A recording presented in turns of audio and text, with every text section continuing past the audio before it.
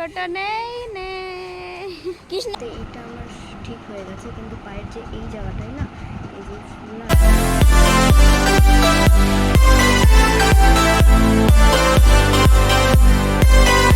Hello everyone, welcome back to my channel lazy girl Shilpa. আমি শিল্পা নিয়ে চলে এসেছি তোমাদের জন্য আজকে একটা ডেইলি ভ্লগ। অনেকদিন ধরে আমার চ্যানেলে কোনো ভিডিও পোস্ট করতে পারছি না, একটু অসুবিধা রয়েছে পায়ে। এখন বাজে 12টা, আজকে বৃহস্পতিবার, স্নান করে রেডি হয়ে গিয়েছি।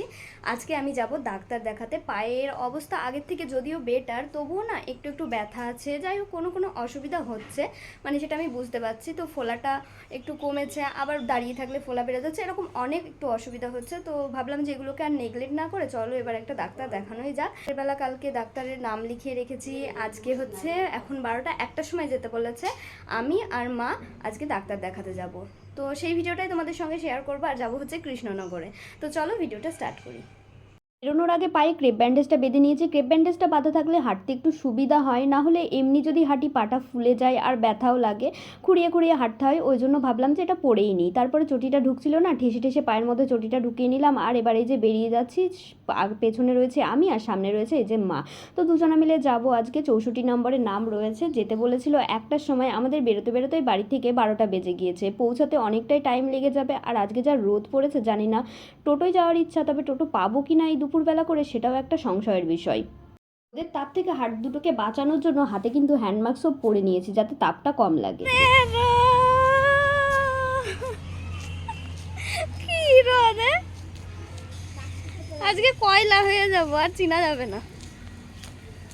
ছাতিও নিলাম না।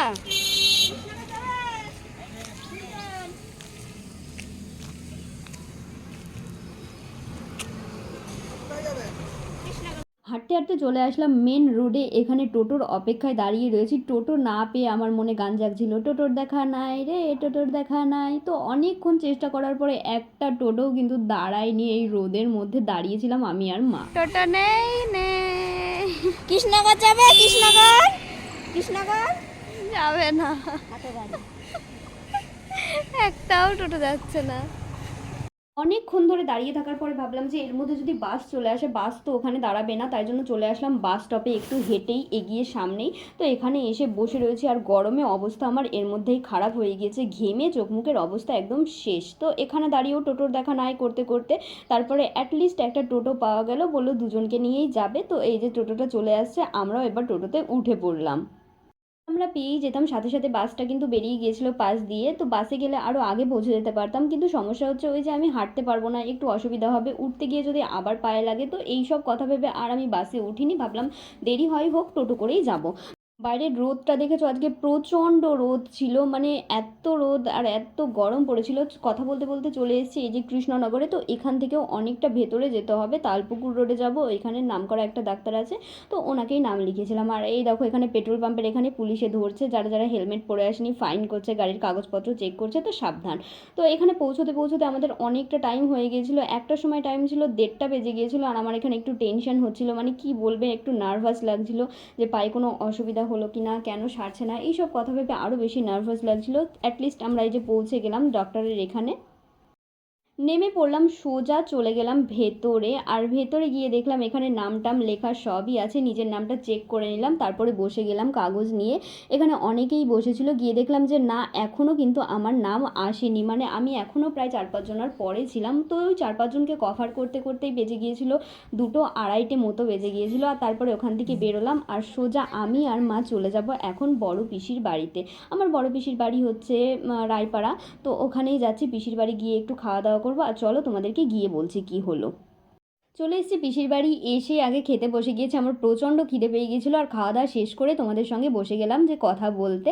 তো এখানে বেসিক্যালি আমি ফার্স্টেই গেলাম ডক্টরের কাছে। তো কী বললো সেটাই তোমাদের সঙ্গে শেয়ার করছি। যে রিপোর্টটা ছিল রিপোর্টটা দেখালাম। তো রিপোর্টটা দেখে উনি বললেন যে কতদিন হয়েছে, এরকম প্রশ্ন জিজ্ঞেস করলেন, আরও কিছু কথা জিজ্ঞেস করলেন। তো সব কিছু শুনে উনি বললেন যে তোমার আসলে কিছুই হয়নি, তুমি অযথাই প্যানিক করছো, মানে টেনশনের জন্য, নার্ভাসনেসের জন্য এরকম হচ্ছে।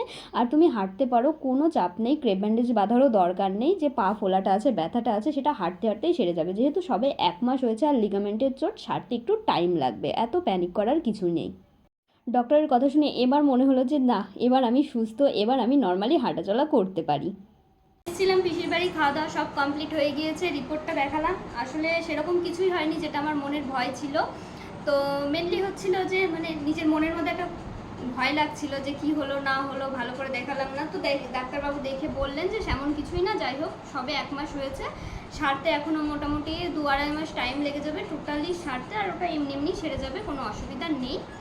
তো যাই হোক, শোনার পর মনটা তো খুবই হালকা হয়ে গেল। তো আজকের ভিডিওটা এই পর্যন্তই। ভিডিওটা কেমন লাগলো অবশ্যই কমেন্ট করে জানিও, আর ভালো লাগলে আমার চ্যানেলটাকে একটা সাবস্ক্রাইব করে দিও, আর লাইক কমেন্ট তো করেই দিও।